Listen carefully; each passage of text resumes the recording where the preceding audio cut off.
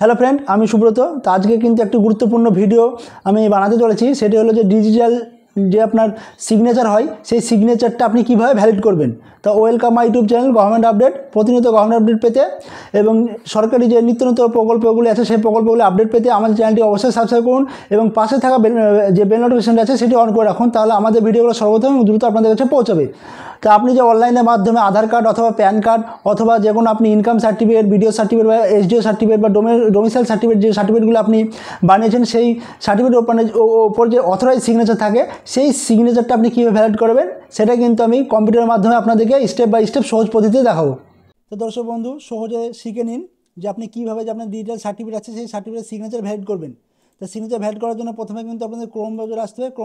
Chrome browser এসে search অপশানে এসে কিন্তু আপনাদেরকে যে অ্যাডোবি রিডার সফটওয়্যার আছে সেই সফটওয়্যারটি কিন্তু আপনাকে ডাউনলোড করতে হবে। তার জন্য কিন্তু দেখতে পাচ্ছেন প্রথমে যে লিঙ্কটি আপনারা দেখতে পাচ্ছেন সেই লিঙ্কের উপরে কিন্তু আপনাদের ক্লিক করতে হবে।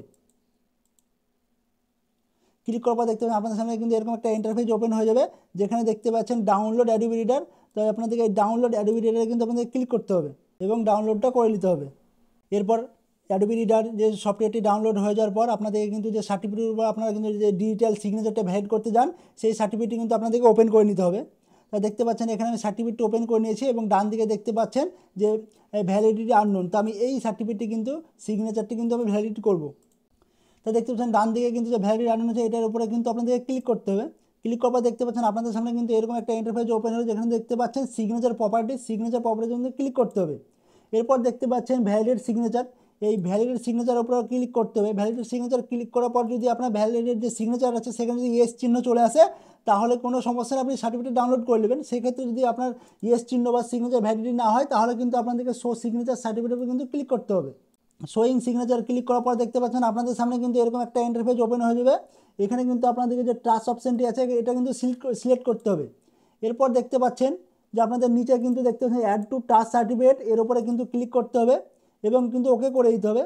ওকে করার পর দেখতে পাচ্ছেন সার্টিফিকেট ডকুমেন্ট আছে, সার্টিফিকেট ডকুমেন্ট কিন্তু আপনাদের ক্লিক করতে হবে। ক্লিক করার পর দেখতে পাচ্ছেন নিচে কিন্তু আরও 3টি বক্স আছে, এই 3টি বক্সের উপরে কিন্তু আপনাদেরকে এক এক করে কিন্তু ক্লিক করে নিতে হবে। এরপর কিন্তু আপনাদেরকে ওকে করে দিতে হবে। এরপর দেখতে পাচ্ছেন আবার কিন্তু আপনাদেরকে ওকে করে দিতে হবে। এরপর আপনার যে ভ্যালিডেট সিগনেচার আছে এর উপরে যে ভ্যালিডেট সিগনেচার করে দেবেন।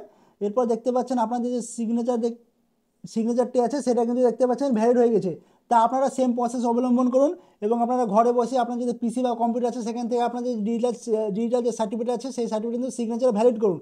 আপনারা এইটা যদি না করে নিয়ে যান যে কোনো কাজ করার জন্য, গভর্নমেন্টের কাজ করার জন্য, সেক্ষেত্রে কিন্তু আপনাদের সার্টিফিকেটটি কিন্তু শো হবে না।